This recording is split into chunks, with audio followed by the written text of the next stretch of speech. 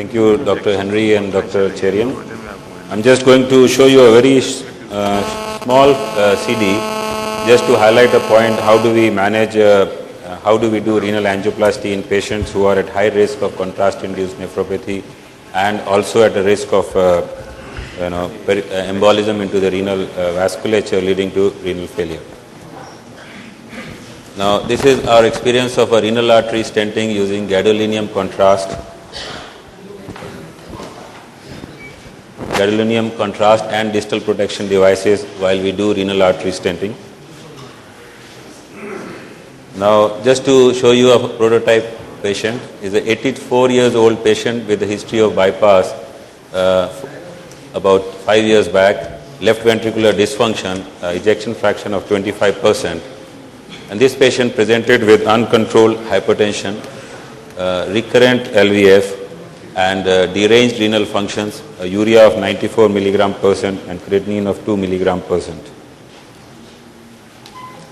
The GFR was 22 ml, the left ventricular ejection fraction was 25%, and this patient obviously was very high risk for contrast-induced nephropathy. And since the patient also had a very shaggy aorta, the patient also had a very high risk of a distal embolism leading to deterioration of renal functions. We obviously treat this patient like any other patient with pre-op IV hydration, N-style cysteine, administration at least 600 milligram twice a day, at least a day before. We normally use non-ionic contrast, but in these sort of patients, we prefer to use gadolinium contrast. And with a digital subtraction angiography machine, we can actually have a very good opacification, which I will show you. And normally, if we have a shaggy aorta or if we have a high risk of renal dysfunction following angioplasty, we use a distal protection device. And as we know that renal dysfunction following renal stenting is primarily related to two things. One is a contrast-induced nephropathy, for which we had Dr. J.S. Jani talk about it in the morning. And the other factor is the atheroembolism, which we often sort of miss out. And this is a very important phenomena which can be avoided. Can you run the CD?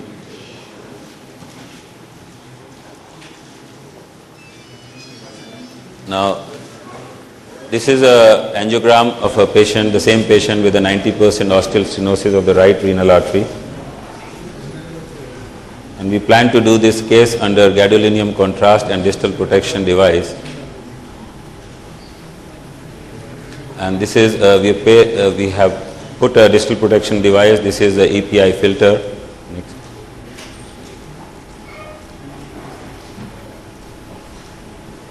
And then we implant a 6 into 15 millimeter Genesis stent in the right renal artery. Next, please.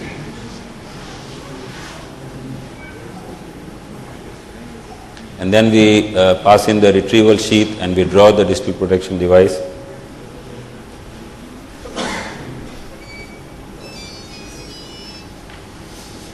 And this is the final angiogram with a very good nephrogram. This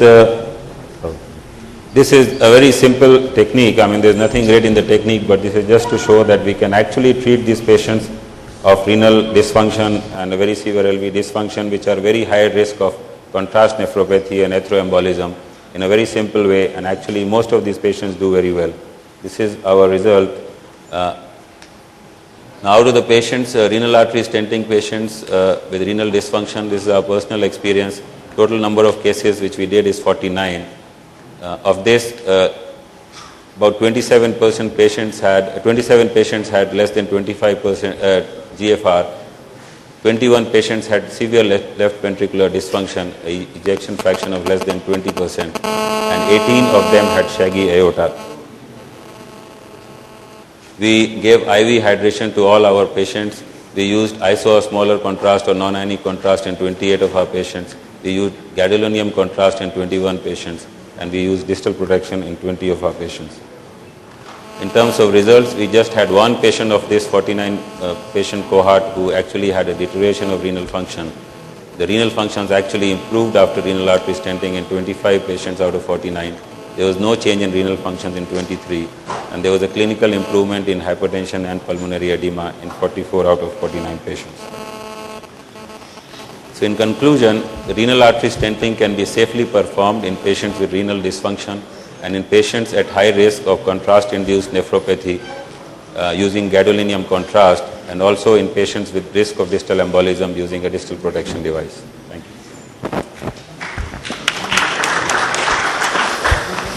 you. Good case. I am pleased to hear you because I'm for renal protection, you know that. And when you have to know that when you do a renal angioplasty, always you emboli. And you emboli the same as for a carotid stenosis.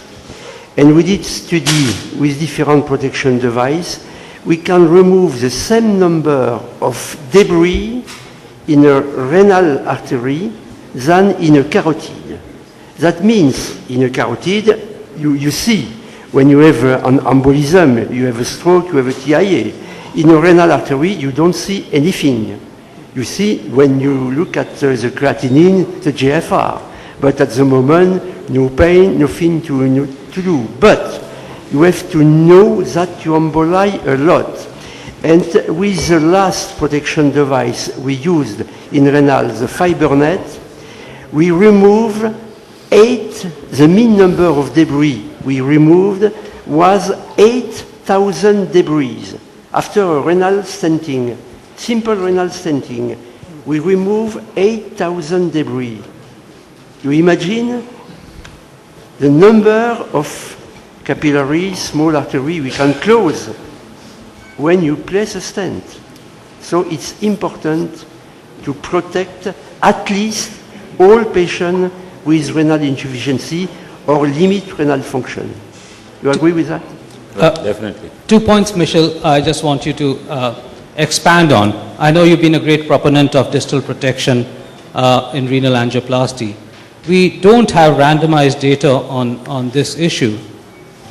We understand the fact that there are some patients who are going to benefit and definitely going to be benefiting from it. Are you saying that we should apply it in all patients, or are you saying that we should apply it in some patients? And if so, what are the characteristics of those patients? Because I would tend to actually use it in patients with renal dysfunction, really large bulk of atheroma, and you know all the osteals have a large bulk of atheromas, but some are worse than others. And those would be my criteria.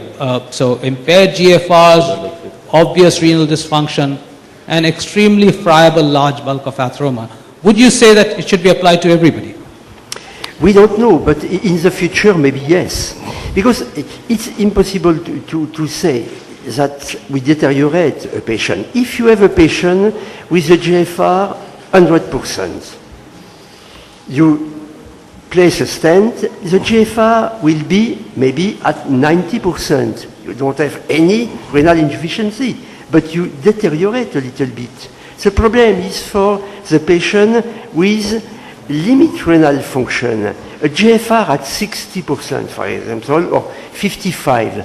You place a stent, you emboli, your GFR will be at 45, 40, and you have maybe a creatinine level at 15, 16, 18.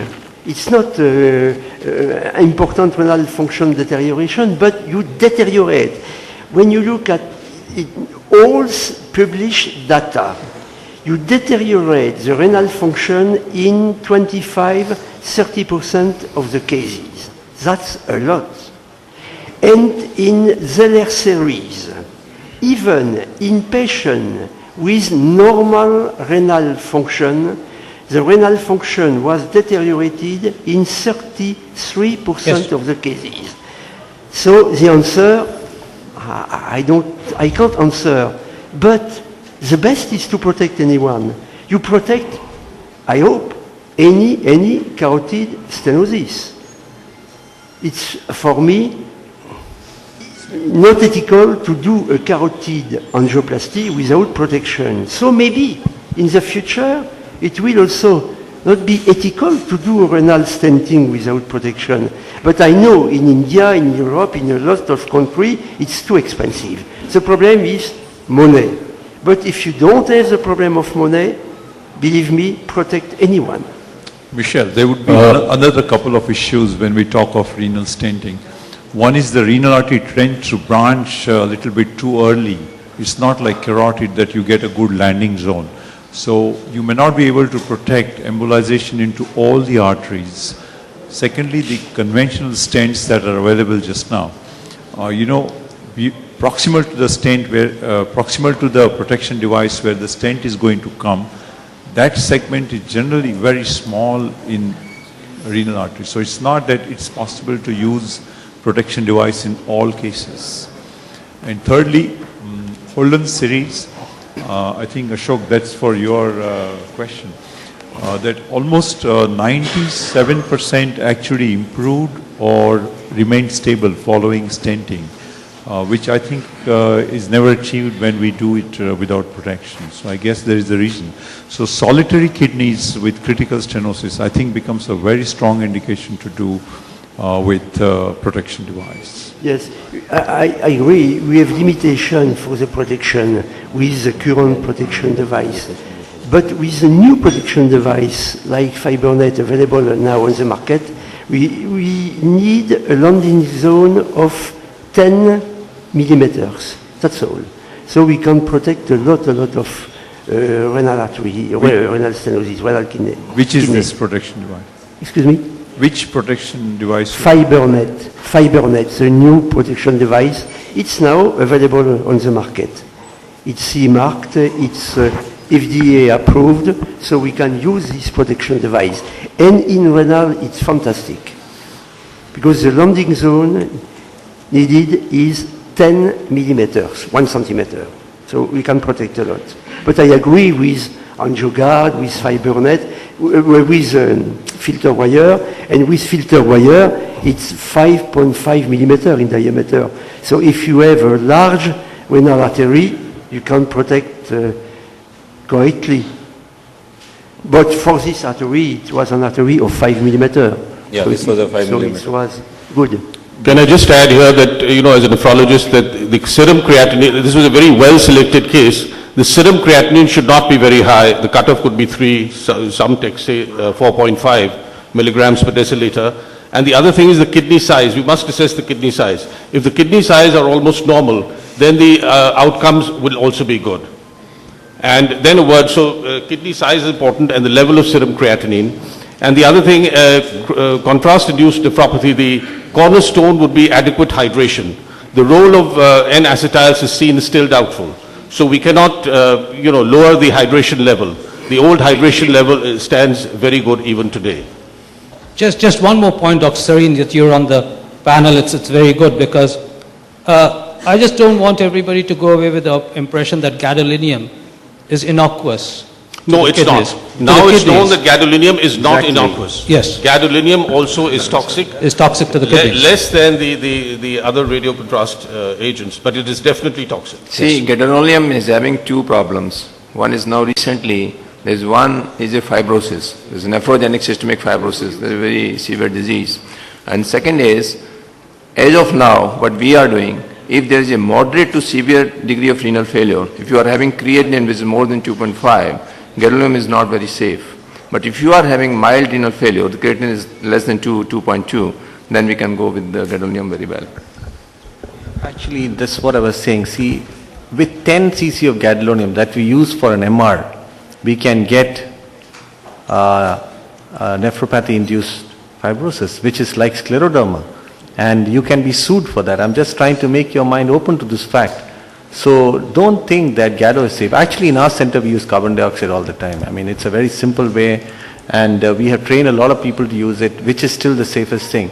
And the second thing on protection devices, honestly, I have not seen the protection device Dr. Michel was telling, but there is no protection device that has been made for the kidney so far.